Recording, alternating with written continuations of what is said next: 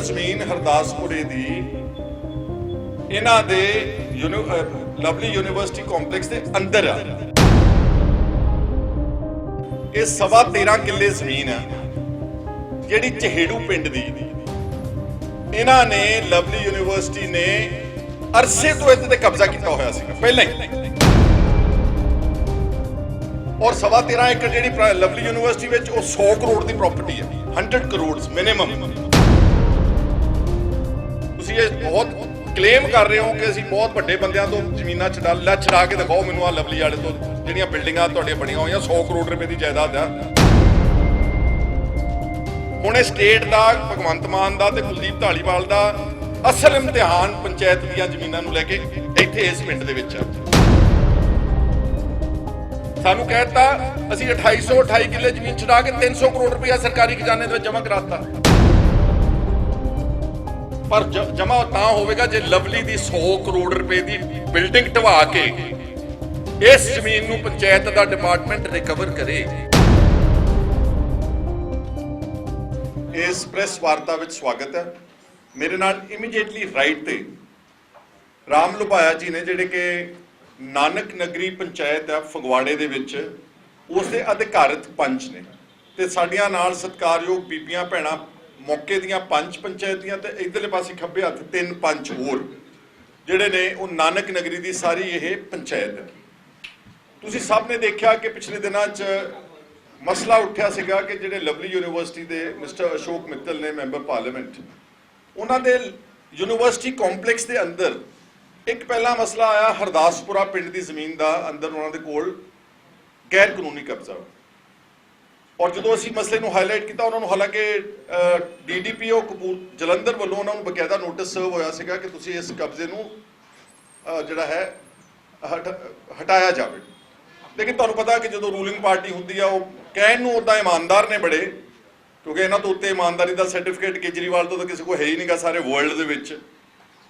ਤਾਂ ਇਹਨਾਂ ਇਮਾਨਦਾਰਾਂ ਦੀ ਪਾਰਟੀ ਨੇ ਫਿਰ ਆਪਣੇ ਜਿਹੜੇ ਮੈਂਬਰ ਪਾਰਲੀਮੈਂਟ ਬਣੇ ਨੇ, ਔਰ ਬਣੇ ਵੀ ਕਿੱਦਾਂ ਨੇ ਉਹ ਵੀ ਤੁਹਾਨੂੰ ਸਭ ਨੂੰ ਤਕਰੀਬਨ ਪਤਾ ਵਾ, ਸਾਰੀ ਜੱਗ ਜ਼ਾਹਰ ਗੱਲ ਆ, ਫਿਰ ਉਹਦੀ ਹਿਫਾਜ਼ਤ ਤੇ ਆ ਗਏ।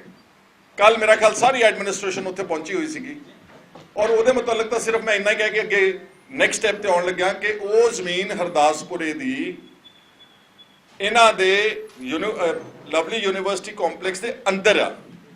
ਫਿਰ ਇਹਨਾਂ ਨੇ ਉਸ ਪਿੰਡ ਦੇ ਸਰਪੰਚ ਦੇ ਕੋਲੋਂ ਬਿਆਨ ਦਵਾਇਆ ਕਿ ਇਹ ਤਾਂ ਜ਼ਮੀਨ ਅਸੀਂ ਲੀਜ਼ ਤੇ ਦਿੱਤੀ ਹੋਈ ਆ, ਖੇਤੀ ਹੋ ਰਹੀ ਉੱਥੇ ਬਕਾਇਦਾ ਜਾ ਕੇ। ਔਰ ਉਸ ਜ਼ਮੀਨ ਦੀਆਂ ਫੋਟੋਜ਼ ਮੈਂ ਕੱਲ ਟਵੀਟ ਕਰ ਦਿੱਤੀਆਂ, ਤੁਹਾਡੇ ਟਵਿੱਟਰ ਤੇ ਹੋਣਗੀਆਂ। ਉਹ ਅੰਦਰ ਜ਼ਮੀਨ ਬਿਲਕੁਲ ਬੰਜਰ ਪਈ ਆ, ਖਾਲੀ ਪਈ ਆ, ਉਹਦੇ ਕੋਈ ਖੇਤੀ ਨਹੀਂ ਹੋ ਰਹੀ। So just to mislead the media, just to mislead the government and also to hoodwink the masses ਕਿ ਜੀ ਇਹ ਤਾਂ ਜ਼ਮੀਨ ਕੋਈ ਵਾਹੀ ਕਰ ਰਿਹਾ ਵਾ, ਔਰ ਉਹਦੀ ਰਸੀਦ ਕਟਾਈ ਕਾਲੀ ਦੇ ਵਿੱਚ ਬੈਕ ਡੇਟ ਵਿੱਚ ਜਾ ਕੇ ਉੱਥੇ ਗੁਰਦੁਆਰਾ ਕਮੇਟੀ ਕੋਲੋਂ ਰਸੀਦ ਕਟਾ ਲਈ ਕਿ ਅਸੀਂ ਇੰਨਾ ਠੇਕਾ ਦੇ ਰਹੇ ਹਾਂ ਔਰ ਜ਼ਮੀਨ ਇਸ ਬਾਰੇ। ਉਸ ਤੇ ਮੈਂ ਕਾਰਵਾਈ ਜਿਹੜੀ ਅੱਗੇ ਆਉਣ ਵਾਲੇ ਦਿਨਾਂ 'ਚ ਚਲਾਵਾਂਗੇ, ਉਹਨੂੰ ਮੈਂ 2 ਮਿੰਟ ਸਾਈਡ ਤੇ ਰੱਖ ਦਿੰਦਾ। ਆਹ ਬਹੁਤ ਇੰਪੋਰਟੈਂਟ ਇੱਕ ਮਸਲਾ ਵਾ। ਆ ਮੇਰੇ ਹੱਥ ਵਿੱਚ ਸਾਰੇ ਡਾਕੂਮੈਂਟਸ ਜਿਹੜੇ ਨੇ, ਇਹ 13.5 ਕਿੱਲੇ ਜ਼ਮੀਨ ਆ ਜਿਹੜੀ ਚਹੇੜੂ ਪਿੰਡ ਦੀ। ਇਹਨਾਂ ਨੇ ਲਵਲੀ ਯੂਨੀਵਰਸਿਟੀ ਨੇ ਅਰਸੇ ਤੋਂ ਇਹਦੇ ਤੇ ਕਬਜ਼ਾ ਕੀਤਾ ਹੋਇਆ ਸੀਗਾ ਪਹਿਲਾਂ ਹੀ, ਔਰ ਉਸ ਕਬਜ਼ੇ ਨੂੰ ਮੁੜ ਕੇ ਸਰਕਾਰੀ ਔਰ ਉਸ ਨੂੰ ਲੈਜੀਟੀਮੇਟ ਕਰਨ ਦੇ ਨਜ਼ਰੀਏ ਦੇ ਨਾਲ ਸਨ 2010 ਵਿੱਚ 12/5/2010 ਨੂੰ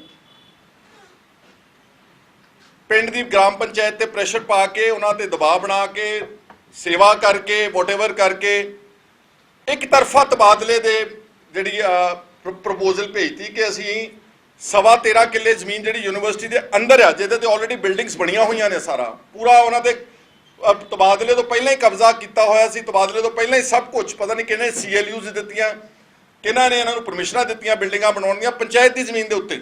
ਉਹ ਸਭ ਕੁਝ ਪਹਿਲਾਂ ਇਨਫਰਾਸਟ੍ਰਕਚਰ ਤਿਆਰ ਸੀਗਾ, ਤੇ ਉਸ ਤੋਂ ਬਾਅਦ ਤਬਾਦਲਾ ਮੂਵ ਕੀਤਾ 12/5/2010 ਨੂੰ। ਔਰ ਤਬਾਦਲਾ ਜਿਹੜਾ ਸੀਗਾ, ਕਿਉਂਕਿ ਜਿਹੜੀ ਚਹੇੜੂ ਪੰਚਾਇਤ ਹੈ ਨਾ, ਇਹਦੇ ਵਿੱਚੋਂ ਇੱਕ ਨਵੀਂ ਪੰਚਾਇਤ ਬਣਾਈ ਗਈ, ਜਿਹੜੇ ਆ ਮੇਰੇ ਕੋਲ ਸਰਪੰਚ ਤੇ ਅਧਿਕਾਰਤ ਪੰਚ ਤੇ ਪੰਚ ਬੈਠੇ ਨੇ, ਉਹਦਾ ਨਾਮ ਹੈਗਾ ਨਾਨਕ ਨਗਰੀ। ਹੁਣ ਜਦੋਂ ਕੋਈ ਤਬਾਦਲਾ ਹੋਣਾ ਸੀ ਤਾਂ ਉਹ ਨਾਨਕ ਨਗਰੀ ਦੇ ਕੰਸੈਂਟ ਤੋਂ ਬਗੈਰ, ਉਹਦੀ ਮਰਜ਼ੀ ਤੋਂ ਬਗੈਰ ਇਹ ਤਬਾਦਲਾ 13.5 ਏਕੜ ਦਾ ਨਹੀਂ ਹੋ ਸਕਦਾ ਸੀਗਾ।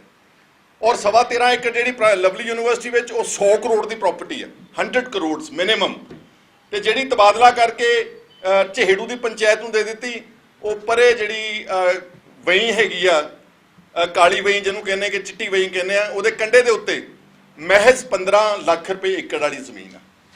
ਮਤਲਬ ਪੌਣੇ 2 ਕਰੋੜ ਰੁਪਏ ਦੀ ਜ਼ਮੀਨ ਦੇ ਕੇ 13.25 ਕਿੱਲੇ ਬਾਹਰ ਯੂਨੀਵਰਸਿਟੀ ਤੋਂ ਵਹੀਂ ਦੇ ਕੰਢੇ ਦੇ ਉੱਤੇ, ਤੇ 100 ਕਰੋੜ ਰੁਪਏ ਦੀ ਜ਼ਮੀਨ ਸਾਡੇ ਸਤਿਕਾਰਯੋਗ ਲਵਲੀ ਸਾਹਿਬ ਜਿਹੜੇ ਮੈਂਬਰ ਪਾਰਲੀਮੈਂਟ ਬਣੇ ਨੇ ਇਮਾਨਦਾਰ ਪਾਰਟੀ ਦੇ, ਉਹਨਾਂ ਨੇ 100 ਕਰੋੜ ਰੁਪਏ ਦੀ ਜ਼ਮੀਨ ਦਾ ਤਬਾਦਲਾ ਅਪਰੂਵ ਕਰਾ ਲਿਆ without the consent of Nanak ਨਗਰੀ ਪੰਚਾਇਤ।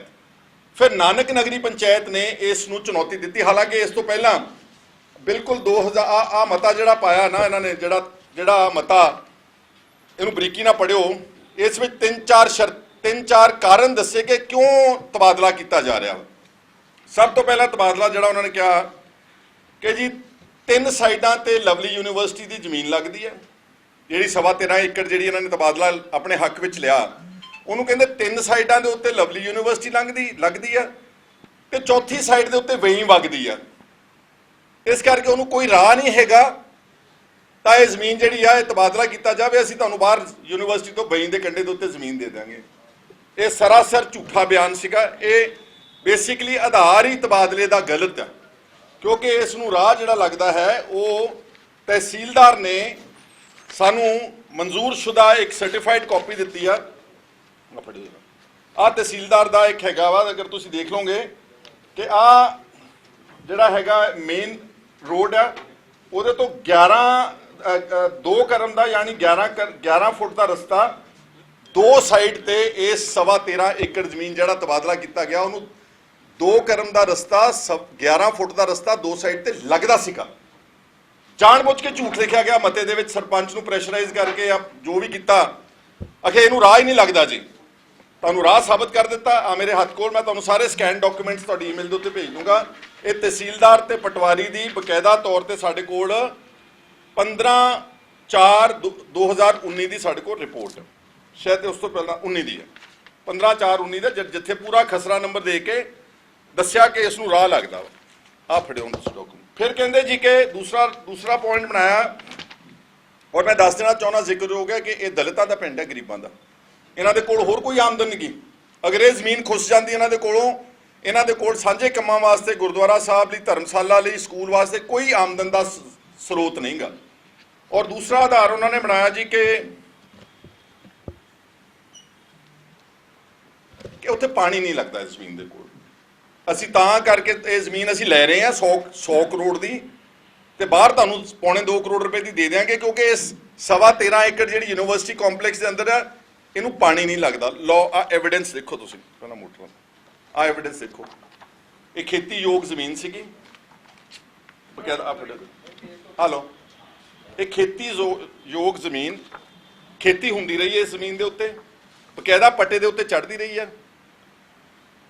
ਆ ਲਓ, ਮੋਟਰਾਂ 2 ਲੱਗੀਆਂ ਸੀ ਇਹਦੇ ਵਿੱਚ, ਉਹ ਮੋਟਰਾਂ ਵੀ ਪੱਟ ਦਿੱਤੀਆਂ। ਦੱਸੋ ਕਿੰਨੀ ਦੇਰ ਪੁਰਾਣੀ? ਇਹ ਤਕਰੀਬਨ ਜੀ 2015 ਦੇ ਨੇੜੇ ਦੀਆਂ ਤਸਵੀਰਾਂ ਜੀ। 2015 ਦੇ ਨੇੜੇ ਤੇ ਤੁਸੀਂ ਵੀ ਆ ਤਸਵੀਰਾਂ ਦਿਖਾਓ ਜਰਾ, ਬਾਕੀ ਵੀ ਦਿਖਾ ਦਿਓ। ਆ ਖੇਤੀ ਦੀ ਜ਼ਮੀਨਾਂ ਦੇਖ ਲਓ। ਕਹਿੰਦੇ ਜੀ ਇੱਥੇ ਪਾਣੀ ਨਹੀਂ ਲੱਗਦਾ, ਖੇਤੀ ਨਹੀਂ ਹੁੰਦੀ, ਇਸ ਕਰਕੇ ਇਹ ਜ਼ਮੀਨ ਸਾਨੂੰ ਬਹੁਤ ਜਲਦੀ ਜ਼ਰੂਰਤ ਹੈ, ਕਿਉਂਕਿ ਅਸੀਂ ਬਿਲਡਿੰਗਾਂ ਬਣਾਉਣੀਆਂ ਉੱਥੇ। ਔਰ 100 ਕਰੋੜ ਰੁਪਏ ਦੀ ਪ੍ਰਾਪਰਟੀ, ਤੇ ਬਾਹਰਲੇ ਪਾਸੇ ਪੌਣੇ 2 ਕਰੋੜ ਰੁਪਏ ਦੀ ਉਹਨਾਂ ਨੂੰ ਦੇ ਦਿੱਤੀ। ਇਹ ਵੀ ਝੂਠ ਫੜਿਆ ਗਿਆ ਉਹਨਾਂ ਦਾ, ਬਿਕੋਜ਼ ਇੱਥੇ ਬਕਾਇਦਾ ਤੌਰ ਤੇ ਐਗਰੀਕਲਚਰ ਪਰਪਸ ਔਰ ਐਗਰੀਕਲਚਰ ਤੇ ਮੋਟਰ ਦਾ ਜਿਹੜਾ ਪ੍ਰਬੰਧ ਸੀਗਾ ਉਹ ਸਾਰਾ ਕੀਤਾ ਗਿਆ ਸੀ।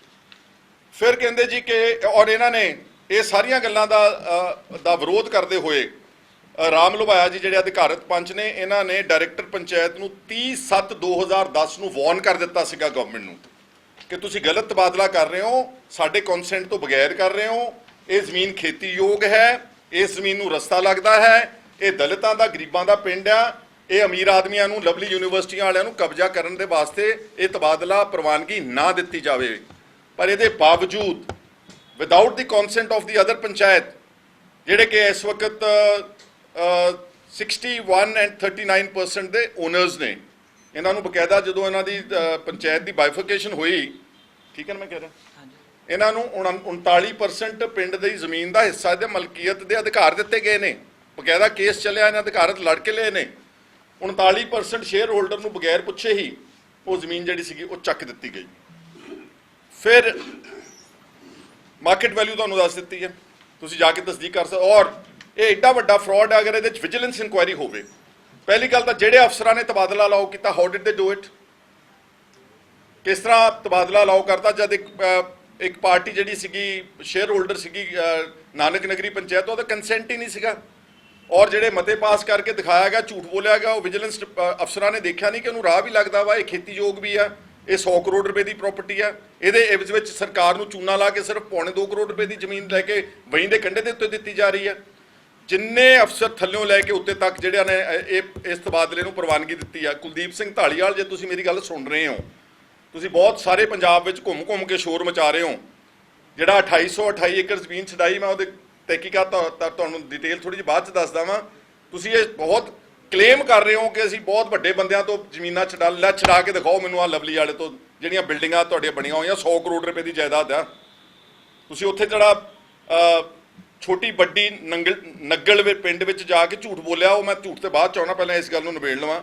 ਫਿਰ ਇਸ ਪਿੰਡ ਦੇ ਸਰਪੰਚ ਨੇ, ਇਹਨਾਂ ਤੋਂ ਪਹਿਲਾਂ ਜਿਹੜੇ ਸਰਪੰਚ ਸੀ ਪਰਸ਼ੋਤਮ ਲਾਲ, ਉਹਨਾਂ ਨੇ ਪੰਜਾਬ ਹਰਿਆਣਾ ਹਾਈ ਕੋਰਟ ਦੇ ਵਿੱਚ ਰਿਟ ਦਾਇਰ ਕਰਤੀ ਆ ਸਾਰੇ ਤੱਥ ਪੇਸ਼ ਕਰਕੇ।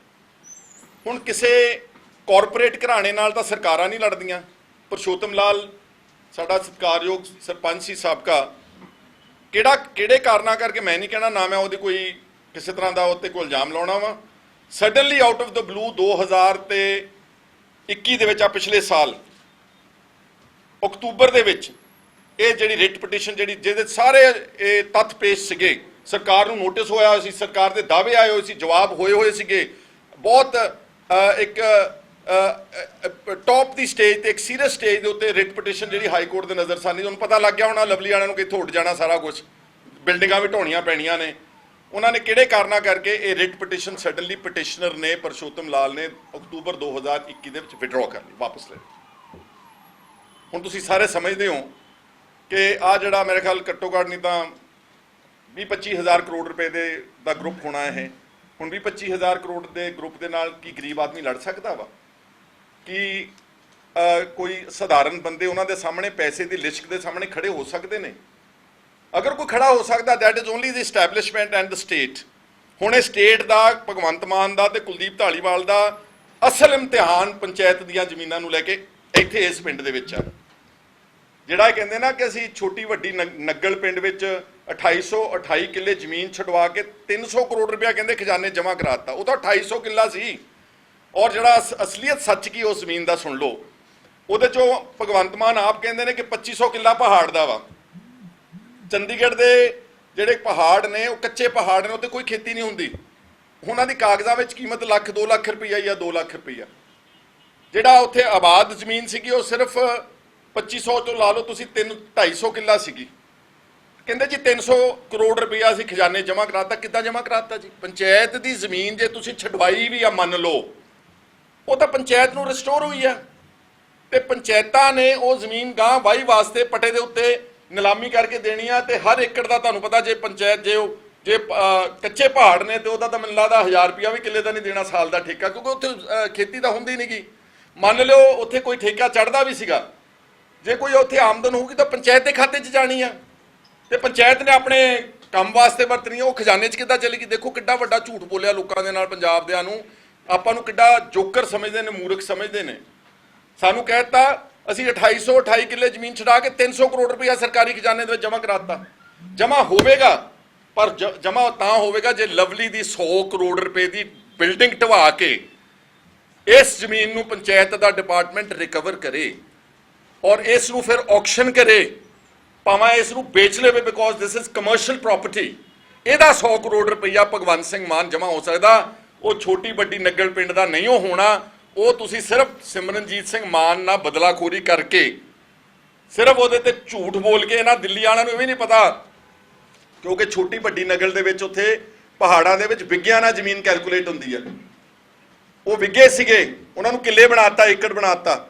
ਔਰ ਉਹਦੀ ਜ਼ਮੀਨ ਪਤਾ ਨਹੀਂ, ਮੈਨੂੰ ਹੁਣ ਐਗਜ਼ੈਕਟਲੀ ਤਾਂ ਪਤਾ ਨਹੀਂਗਾ, ਲੇਕਿਨ ਇਮਾਨ ਸਿੰਘ ਮਾਨ ਦੀ ਜ਼ਮੀਨ ਆਈ ਐਮ ਟੋਲਡ ਕਿ ਉਹ ਸ਼ਾਇਦ ਕੁਛ ਤਾਂ ਮੈਂ ਸੁਣਿਆ ਕਿ 1.25 ਏਕੜ ਕਹਿੰਦੇ ਨੇ, ਚਲੋ 10-12 ਏਕੜ ਹੋਊਗੀ, 10-12 ਏਕੜ ਨੂੰ ਚੱਕ ਕੇ 125 ਏਕੜ ਬਣਾ ਦਿੱਤੀ ਆ, just to create a sensation, because Simranjit Singh Mann ਨੇ ਇਹਨਾਂ ਦੀ ਹੁਣੇ ਤਾਜੀ ਮੰਜੀ ਠੋਕੀ ਆ ਸੰਗਰੂਰ ਦੇ ਵਿੱਚ, ਤਾਂ ਕਰਕੇ ਭੱਜੇ ਗਏ ਉੱਥੇ ਕਦੀ ਚੀਫ ਮਿਨਿਸਟਰ ਜਾਂਦਾ ਸਪੌਟ ਵਿਜ਼ਿਟ ਕਰਨ ਲਿਆ, ਚੀਫ ਮਿਨਿਸਟਰ ਨੂੰ ਕਹੇ ਆਵੇ ਲਵਲੀ ਯੂਨੀਵਰਸਿਟੀ ਇੱਥੇ ਸਪੌਟ ਵਿਜ਼ਿਟ ਕਰੇ 100 acres 100 crore property worth just in a small patch, high rise buildings, ਇੱਥੇ ਪਤਾ ਲੱਗੇਗਾ ਕਿ ਤੁਸੀਂ ਜ਼ਮੀਨ ਛਡਵਾ ਸਕਦੇ ਕਿ ਨਹੀਂ ਛਡਵਾ ਸਕਦੇ। ਔਰ ਇਹ ਜਿਹੜਾ ਮਸਲਾ ਵਾ, ਅਗਰ ਇਹ ਮੈਂ ਇੰਤਜ਼ਾਰ ਕਰੂੰਗਾ ਥੋੜੇ ਦਿਨ, ਨਹੀਂ ਕਰਨਗੇ ਤਾਂ ਅਗਲਾ ਕੋਰਸ ਆਫ ਐਕਸ਼ਨ ਫਿਰ ਮੈਂ ਦੱਸੂਗਾ ਕਿੱਧਰ ਨੂੰ ਜਾਣਾ ਹੈ।